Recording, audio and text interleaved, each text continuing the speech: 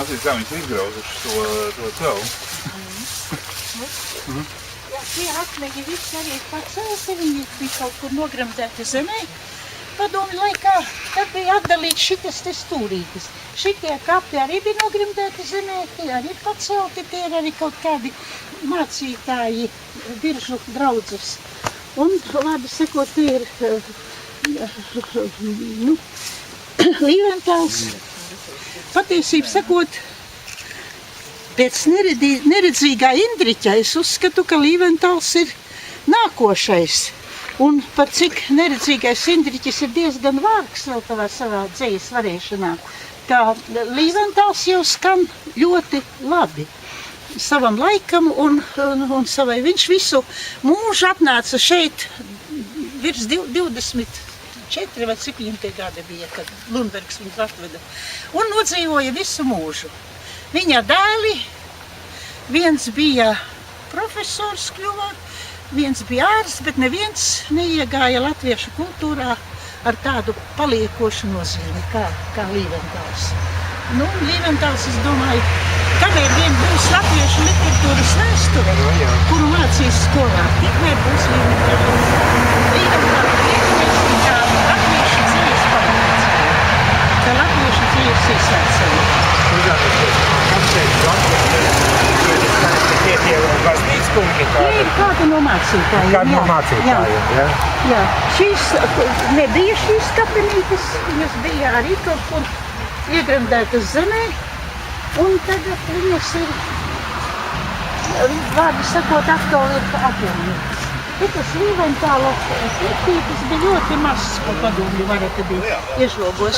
Un kurā laikā? Tūliņ sāka Līventālu jau nojauca to žogu drīz pēc atmodas, bet baznīcas atjaunošana ir apmēram kādi, varbūt 10 gadu, ne vairāk. Un viņi ļoti rosās tagad draudze, un iekšpusē baznīcas tagad ir ļoti, nav jau, protams, viss kā baznīcā vēl, jo viss jau bija. Jā. Bet iekšā bija es domāju, ka viņi arī te kaut ko veidos. Tur ir vecās kapličas atvietas, un tur arī šie mācītāji. Viena daļa, kas tur vēl ir tie kapakmeņi. Te sanāk arī draudzes samērā liela, Jā. Sestdienās tu bieži skatos, ka kādās stāv mašīnas, tātad viņi sabrauc cilvēki no apkārtnes. Sakielot, bet jūs pati īstenībā esat, kur no Neretas puses? No Neretas puses. Tomēr, jā? Jā, protams. Aha. Kāpēc tad es rakstītu par veselību? Jā, sveicināju tāpēc. Tev mājās šitas te viss.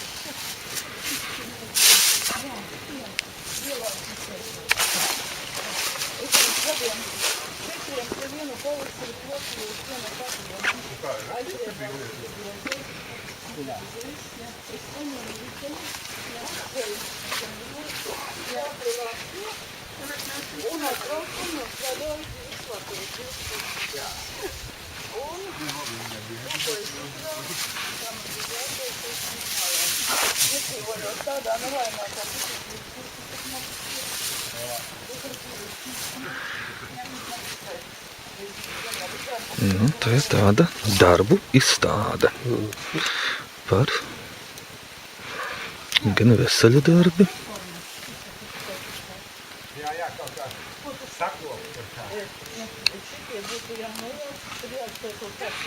gan arī Lūcijas Kjuzānes grāmata šeit ir redzama. Tikai vecos izdevumus, jaunos padomju, tas ir tagadējā laika izdevumus neņēmu. Un, kur tad ir? Šī ir grāmata par veseli kā tāda. Tā ir mana grāmata, iznākusi 96. Jūs sakat, ja? Kaut kad tajā laikā rakstīju ilgi, apmēram 10 gadus. Kāpēc tik ilgi? Biju jau uzrakstījusi labi daudz un uzskatīju, ka jau tā kā viss tā kā būtu gandrīz pateikts, kad Veseļa sieva Mirdza man iedeva šito klādu. Tā bija klāde, nu šitāda te, apmēram, šitas formāts. Viņa ir nokopēta.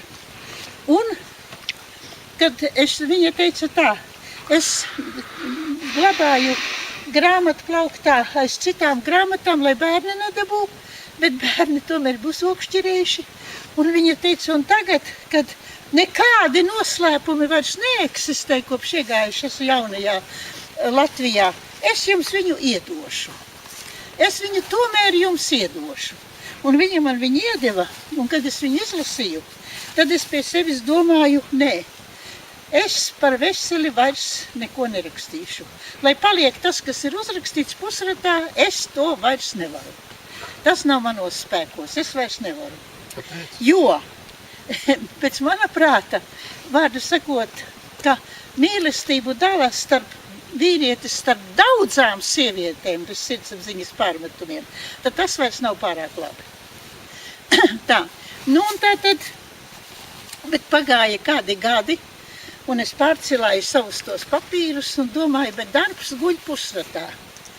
Es tomēr pabeigšu, es tomēr kaut ko ielikšu no šitās, bet ļoti maz es ieliku. Tā, šodien viens mans bijušais audzēknis no tehnikuma laikiem, es viņam stāstu, ka šodien es braukšu ar vienu grupu, kas interesējas par Veseli, un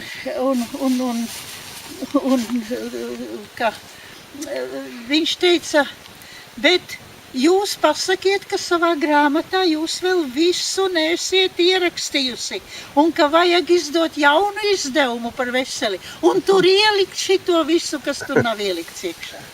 Man liekas, ka kaut kādi izdevēji pat uz šito tēmēja. Oriģināls ir, šitas nav oriģināls, oriģināls ir Agrim Veselim, un uz to viņi tēmēja, bet ģimene nedeva piekrišanu. Un tā tad tas palika tikai klādes līmenī. Tā, nu un tā ir mana grāmata. Tā, šī grāmata ir mana grāmata, kas iznāca pirms gada. Tā man, jūs kolēģis prasa, cik mani grāmatu, kopā ar šo, ko man atveda tikai vakar no Jelgavas. Laikam ir 20. Tā, nu šo es paņēmu līdzi, lai mēs labāk iepazītos, es to dāvinu jums, un jūs saviem kolēģiem varēsiet viņu par rokām palaist. Jā, tā. Lidija, šitā būs tavai Pilkalnes bibliotekai. Paldies. Šitajā. Šī ir es strādāju Jēkabpils tehnikumā par skolotāju 11 gadus. Pirms tam es strādāju Jēkabpils 1. vidusskolā. Un par Jēkabpils tehnikumu mēs norunājām ar saviem skolēniem, kuri pirms 40 gadiem beidza tehnikumu, ka mēs kopā uztaisīsim grāmatu par tiem laikiem, kad viņi bija skolēni. Aha. Nu, un to mēs izdarījām, un nu pat es to saņēmu. Liels paldies. Tā būs te. Tā. Nu, tā tad šīs grāmatas. Latviju teiksmas, kas ir... Šito es pirmo reizi redzu, tas ir interesants. Veseļa varbūt pati slavenākā grāmata. Visvairāk, jo tas ir pilnīgi jauns žanrs. Jā. Latviešu literatūrā vēl nebija žanrs, tas teiksmu žanrs. Un šī grāmata ir interesanta ar to, viņa adresēta Mednis Lucijai, un 42. gadā šī grāmata ir mana virsotne. Skaists izdevums, nekas nav izsviests. Nē, tas ir kaut kam citam. Tā, to grāmatu man uzdāvināja, kas beidzu Neimanas pamatskolu. Tā ir man dāvināta pamatskola beidzot. 42. gads. Cik gadu pagājuši no tā laika? Cik? 70. Nu, redziet, nu tātad pirms tik daudziem gadiem skolas izlaidumā saņemta grāmata. Tā, tas te vēl ir. Tā. Saules kapsēta, mēs braucām garām, es rādīju stulvi, to pulvenu. Un mēs atpakaļ piestāsim pie Albretē. Vārdu sakot, tā vieta. iecerēja šī grāmata. Tas ir uz vācu, laikam, par vācu Pirmo pasaules karu. Tā ir neretā āniņu iespaidi. 3 laimes ir šeit Sēlijā, Stumbļa un Margas kalni. Velgas mīlestība ir Tārkalnes sili. Tādu sakot, viss, kas labākais, kas veselība ir, viss ir šeit tapas. Viss iespaidi ir šeit. Āniņos ir diezgan daudz. Tad ir viņam vēl tāda grāmata teiksme par manu mūžu, tās man nav. Ir tāda, jā. Jā, un rekord susēja, susēja, tur tāda poļu strīpa, viņa Tā teiksme, manuprāt, man pašam ir. Jā, tā teiksme par manu mūžu. Jā. Un tur ir brīnum daudz seno novadvārdu. Katras upes kritums, katra krācvīte tur ir pieminēta ar īpašu nosaukumu šeit, kur upē aiziet. Un, vārdu sakot, tā ir arī viena no veseļa interesantākām grāmatām. Šitās man nav, to es lasīju ņēmu tikai bibliotekā, bet man ir tas vienā sējumā Zilais krājums, ko Zviedrijā izdeva, pirmie 2 romāni. Jā, tas ir cilvēku sacelšanā. Cilvēku sacelšanā, tā man ir, jā. Jā, tā ir viena daļa tikai. Tā ir viena daļā, man viss kopā. Viss kopā ir Tērauda dvēsele. Jā, Tērauda dvēsele. Jā.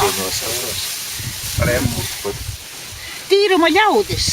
Patiesību sakot, slavu viņam atnesa šī grāmata Tīruma ļaudis. Tā ir par Rites pagastu. Rites pagasts no šejienes ir cik kilometru lidīgi? Kādi 15? Kādi 15? 15, jā. Domā, ka mēs esam Krīkānu ezers. Jā, tas ir tur pat pagriezienā, kur griežās uz drumām, tur ir arī tie pīkstuļi. Jā, pīkstuļi. Tā. Lidija. Tu varbūt par savām grāmatām Pastāstīšu par savām. Jā. Vieni rakstnieki jau te vien salasījušies, tad jau tā. Apmēram tā. Tā, es nepaņēmu pirmo neretas grāmatu līdzi, ko mēs ar Luciju kopā taisījām. Faktiski varēja iemest, bet tajā tik daudz zīmīšu salikts. Jā, tas tajā nevajag jaukt, tas ir vienīgajā eksemplārā, kas man palicis, tik daudz zīmīšu, ka Tev tik viens eksemplārs netas grāmatā? Neretā ir, mājās nav vairāk, neretā ir.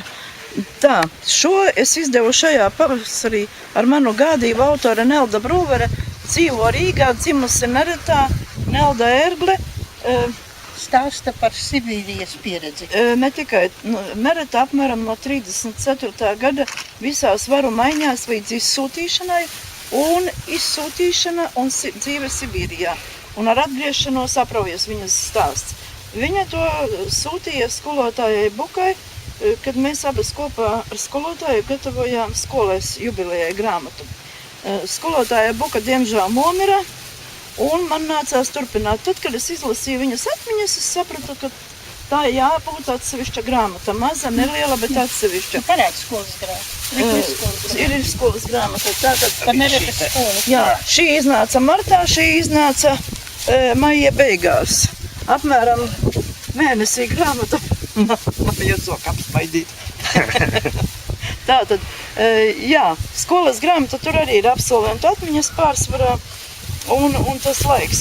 Šajā grāmatā, kas visvairāk mani, cik cilvēki bija uzticīgi un pārliecināti par savu godīgumu un varas taisnīgumu visās varu maiņās.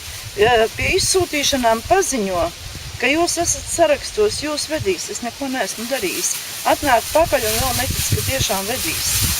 Un tad vēl otra lieta bija, ka Sibīrijā, grūti, nebija viegli un tā, bet ko nozīmē grūti? Mēs jau to vārdu izsakam, bet nav tās iekšējās izjūtas. Ja? Šeit, kā to pratusi, te ļoti maz mana teksta, gandrīz nemaz. Bet kā ir mācējusi atmiņu autore to grūtumu izteikt vārdos, ka tu jūti iekšēji pats lasot, ko nozīmē grūti.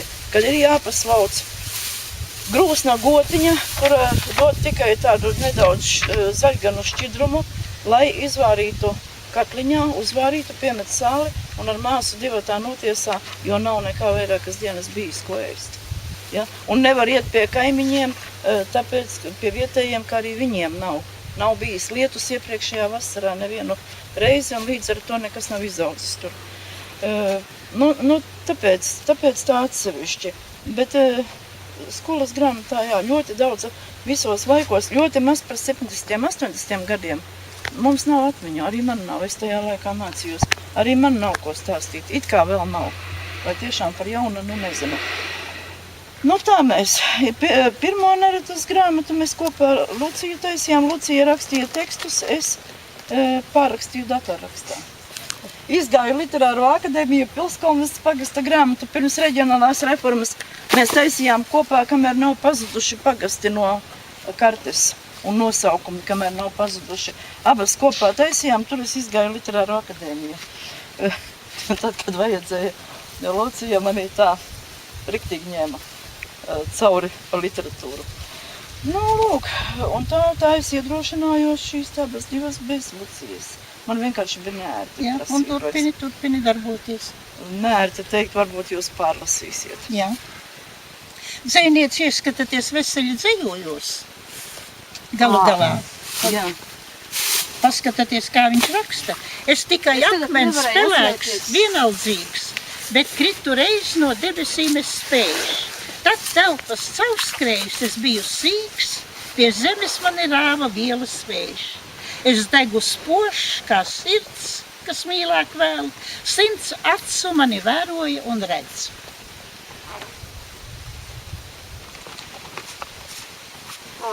Es teikt, nevaru atcerēties, Vesels bija tas, kas bija uzrakstījis diezgan daudziem dzejoļiem, specifiskajām pantmēriem paraugus, vai tas bija kāds cits? Nē, man šķiet, ka ne, cits, ka tas nevarēja būt Veselis. Drīkst paskatīties? Jā, skatāties, tāpēc jau es esmu atceries, lai jūs skatītos. Jā. Jā, lai jūs skatītos un lai jūs pašķirstītu un painteresētos. Tāpēc jau es piekrāvu mais ar grāmatu. Interesantā stāstījumu par to grāmatu. Es jau tikai gribēju piebilst, ka,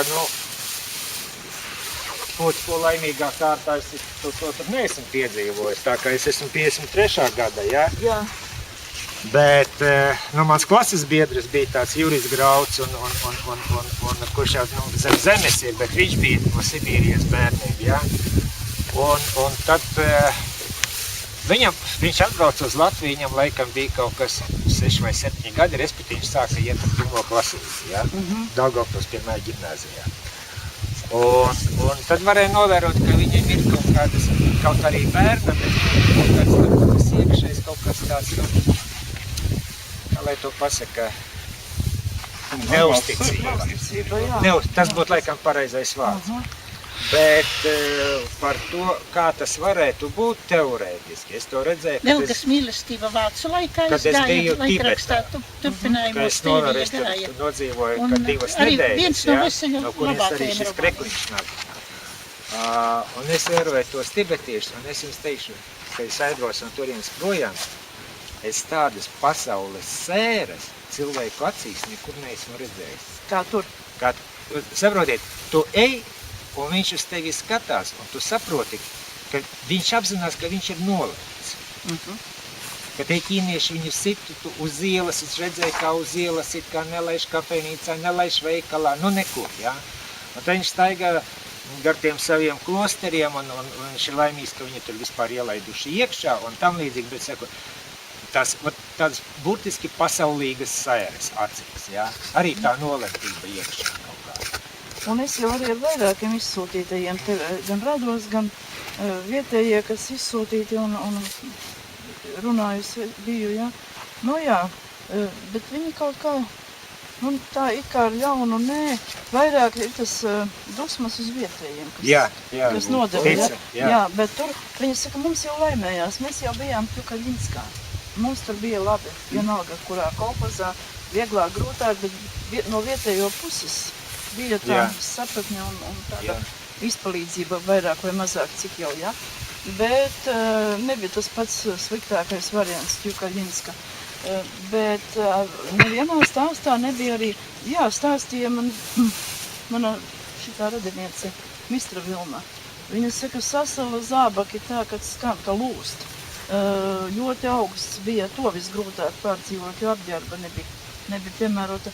Bet viņa saka, citādi jau varēja dzīvot, mēs jau bijām jauni. Mums jau daļai arī ekskursija, tā bija gandrīz vai kā piedzīvojums. Nu, jā, jaunība. Jaunība, jā. Jaunība. Un, Nu, es par tiem Sibīrijas latviešiem mazliet kaut ko zinu, tāpēc, ka, kad es strādāju arhīvā, ja, es strādāju publikāciju nodaļā, tad es pat priekš sevis biju atradis speciālu tēmu, es vairākus rakstus rakstīju par Sibīrijas latviešiem.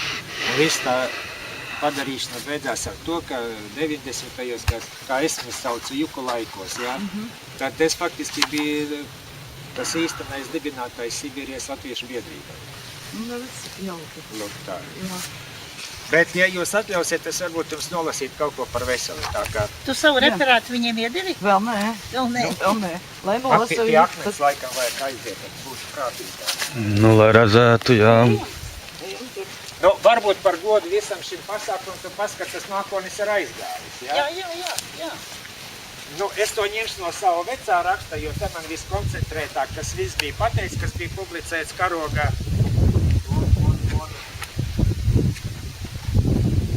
Nu, cerams, ka pārāk nav sasniegts.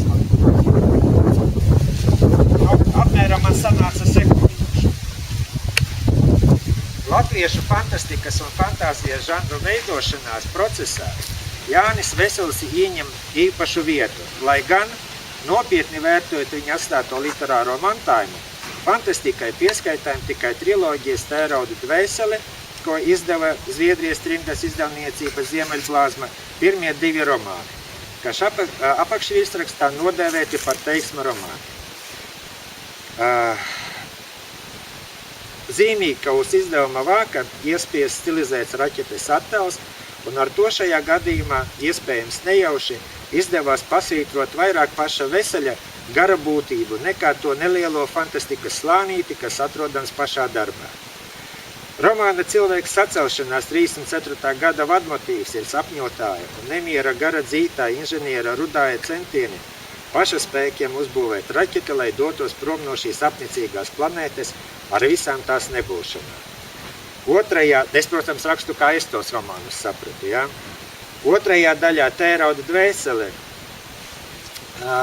kas bija publicēts žurnālā Daugava 38. gadā, Rudāja dzelžainais gribas spēks un atteikšanās no ikdienišķiem priekiem vainagojas ar panākumiem lidaparāta būvē, un varonis atsacījies no dāmu dāsnā piedāvājuma divatā dibināt jaunu cilvēces saliņu, kā vientuļnieks misionārs aiztraucas zvaigžņu tālais.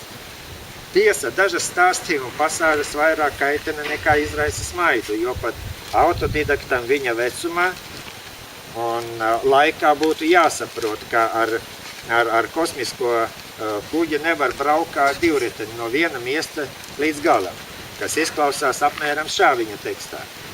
Maigā, vieglā grūdienā pacēlās lidene kā cilvēks, ko no augšas kāds sagrādis aiz matiem, atstāja atvāsto jumolu un darbnīca, kas iegrima naktī, laidās pāri klājumam, apsezinādama kokus kā sausi zālāji. Rudājs ar vienu stūres pagriezienu uzsiedata augstāk, gandrīz skardam spalvmākoņu slāni, lai cilvēkus nenogalinātu protonu strauji. Nekad vēl pat Pikāra neizsniegtos augstumos, viņš pārlaidās pāri pilsētai, kuras ugunis uz mirkli aptumšoja starus požums, un nakti pāršķiela diena, jo it kā balta gaismas upe tecēja pakaļ lidenē. Gaiss ionizējās un elektrizējās mesdams īsus zibeņus. Nu, Alīna, jā, Rudājs šoreiz vēl neatstāja zemi. Viņš pārlaidās kalnenajam apvidum pāri un lēni savaldītiem savus briesmīgos spēkus nosēdās laukā pie kraukļa, kas, protams, izklausās maķinīt naivīgi, ja? Nu, bet tā cilvēks to redzēja. Alīna viņu sagaidīja apģērbusies ceļa drēbēs, jo viņš tai bija ziņojis par savu ierašanos. Boša, ziedoša, sārta un kaira. Viņš tai pateica tikai dažus vārdus, aši atvadījās no dēla, kas jau bija krietnis tekatnis, un no vecā kalpa kapā tēva un steidzās atpakaļ pie savas brīnumu mašīnas. Alīna atvadu brīdī bija pazudusi. Tomēr romāna siežets ir intriģējošs, aizkustinošs un ļauj aizmirst autora naivās neveiklības. Varētu pat teikt, ka tā ir veseļa nepabeigtā oda cilvēkam, sapņotājam. Neizmirsīsim, tā bija rakstnieka grandiozākā iecere 10 darbiem. Ja ne noskaņas, tad veseliskā vadmotīva ziņā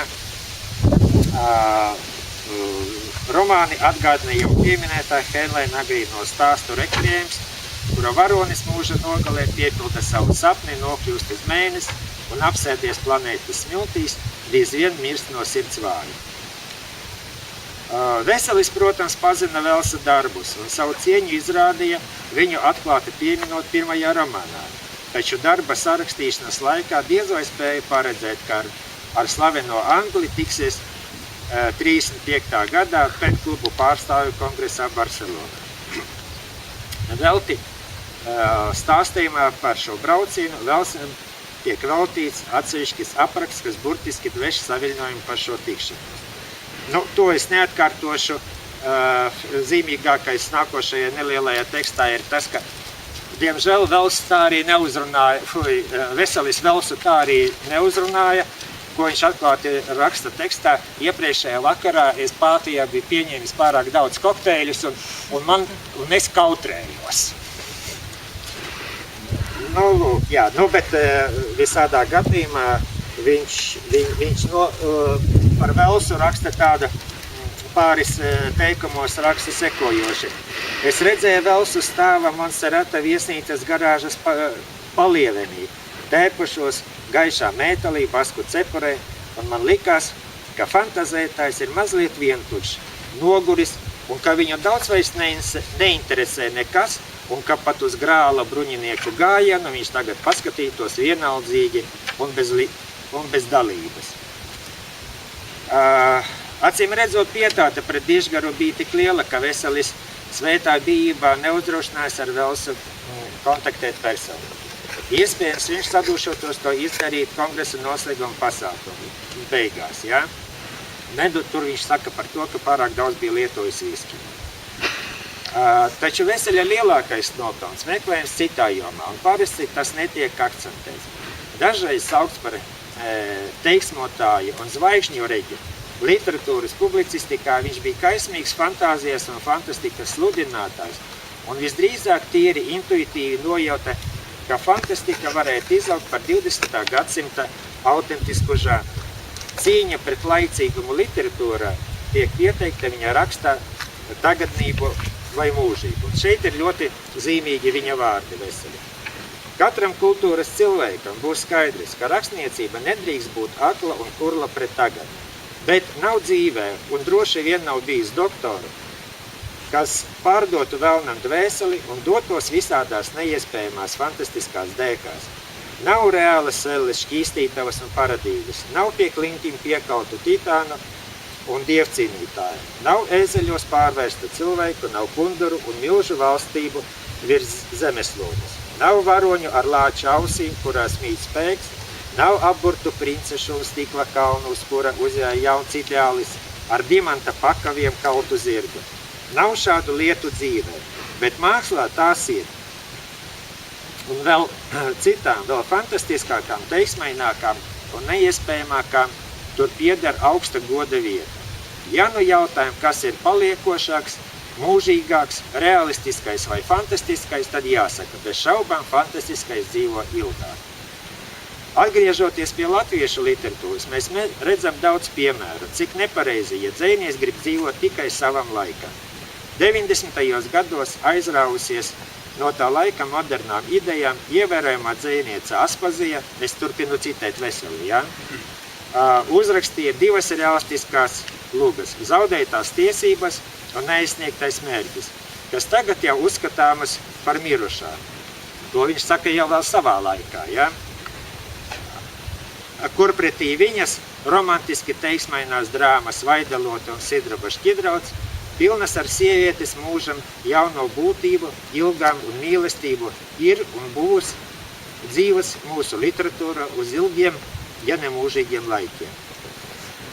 Un te es mazliet arī nobeidzu man līdz galam es nevarēju atrast īstos rakstu galus, Bet tur, acīm redzot, ir bijis kaut kāda viņam problēma ar Čaku, kur viņi esot sastrīdējušies.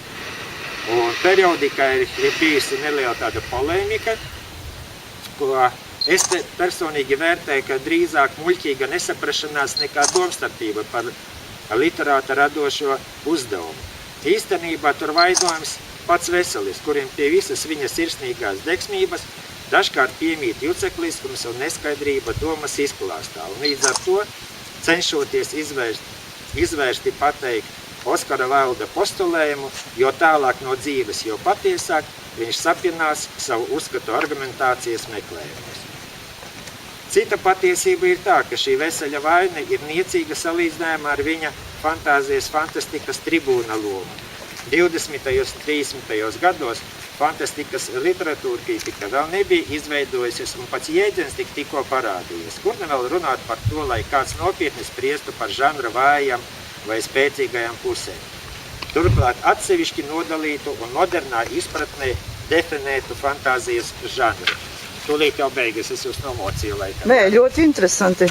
Tas, par ko runāja Veselis, tagad ir nodarbes iztikas pelnīšanas lauks rakstnieku leģionam, un tikpat daudz ir to, kas ar saviem vērtējumiem un definējumiem iestiguši blakus purvā. Rakstnieks neatstāja nemirstīgās literatūras radīšanas formulu, bet vienu gan mēs varam pieļaut. Viņš ticēja, ka brīnumainais būs tas, kas liks lasītājiem no jauna ķerties pie grāmatas. Savu brīnumainā izpratni viņš ielika Latviju teiksmāks, kuras sāka publicēt žurnāls Daugo 36. gadā. Un Tērauda dvēseles 3. daļā pa senajām upēm.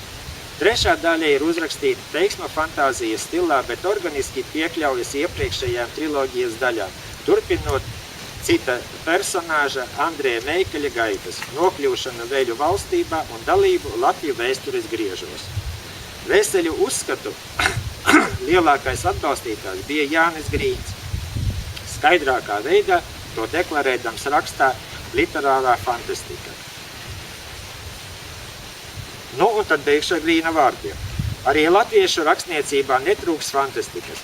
Tautas teiku par Lāčplēsi, pārdzejojuši Punkurs, Rainis, Fallis, brigaderis pasaku lugas, Aspazies, Zalšalīgavas, Kalbes pasakas, Raiņa spēlēja, dancoja, daži akurāti Veseļa un citi darbi šeit tāpat pieder. Citāda fantastika mums skatām Eduarda Cālīša stāstos. Vai Edgara Andersa svētās Angelikas maz. Šķiet, ka fantastikā daļliteratūra spēj dzīvot ilgāku mūžu nekā realistiskā, jo no pēdējās vērtības daļa drīzāk iet zudumā. Arī fantastiskajos darbos var dot laikmetīgas. Viņi saka, jaunajiem neinteresē. Neinteresē pēckara literatūra latviešu vairs. Ne trimdā izdotā, ne šeit, jā. Jau ir pasaules pilsoņi. Nu, nevar teikt, ka visiem 100%, nē, bet lielam vairumam. Nu, un es nezinu, es jau nepārzinu, bet ar māti Gogli draudzējoties, neredzējās, ka trimdā ārzemēs, ka būtu Veselis šogad pieminēts viņa jubilejas gadā. Jā, starp citu, 120 gadi paliek. Jā, 1. aprīlī palika 120 gadi. Jā. Nu tā. Un es jums, kundzes, tikai, mēs tā kā braucam mašīnā, es aizmirsu jums pateikt, ka jums vajadzētu kaut kādā veidā kontaktēt un sameklēt, ir tāda jauna dāma vārdā Una Augsne. Una Augsne, un man par pārsteigumu arī, es kaut kā nejauši viņai bija uzdūries, universitātes tajā izdevumā Ubisuns, un viņa ir aizstājusi pagājušo gadu, ja nemaldos pagājušo gadu, bakalauru par Veseļa īso prozu. Un viņa nevarēja šodien atbraukt mums līdzi, mēs viņu sameklējām, bet viņa kaut kur ārzemēs bija, ja? Jā, teicu, ka nav Latvijā. Kaspars te izteicās, ka mēs tā dīži gatavojamies visam šim pasākumam, ka jau mēs tādi fantastikas entuziasti, tam mums vajadzētu Veseli kanonizēt par pirmo Latvijas fantastiku.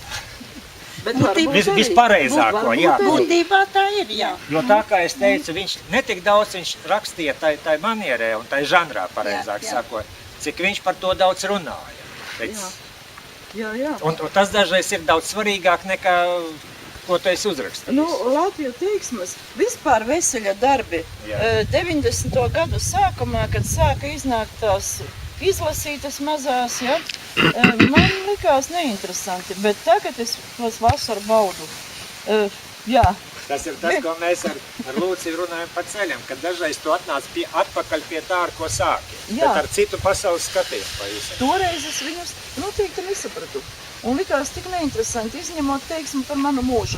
Jo tā ir šī novada gan Āniņu, gan ceļš te līdz Bisaniekiem cauri 2 pagastiem fotografija vārdos. Māju, cilvēku, notikumu.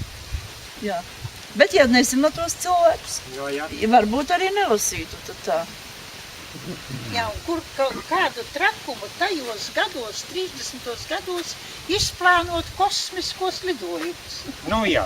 Nu, redz, Jā. tas ir tas, ko es jums teicu, ka es vienmēr esmu meklējis, bet es nevaru, kad es jums jautāju par tām piezīmēm. Kur viņš ņēma tās idejas? Es nevaru saprast. Tas man parasti rakstniekos interesē bez maz vai vairāk nekā viņa darbs. Man interesē, kur viņš to ir ņēmis. Bet kāpēc viņš tieši par to runā, ne par kaut ko citu, jā? Kuram vairāk interesē pieaugušo, kuram ir vairāk bērni, maz bērni. Divas pēdējās grāmatas. Divas jā. pēdējās grāmatas. Nu, Šitais ir Lucija ņem pieaugušiem, pirmā, šitais ir bērniem. un man ir ar bērniem Jūs jau, darīšana. protams, varat mīties un Nu, jā. mainīties. Paldies! Tā, un tad Jo jau es mēs pa dāvināšu. ceļu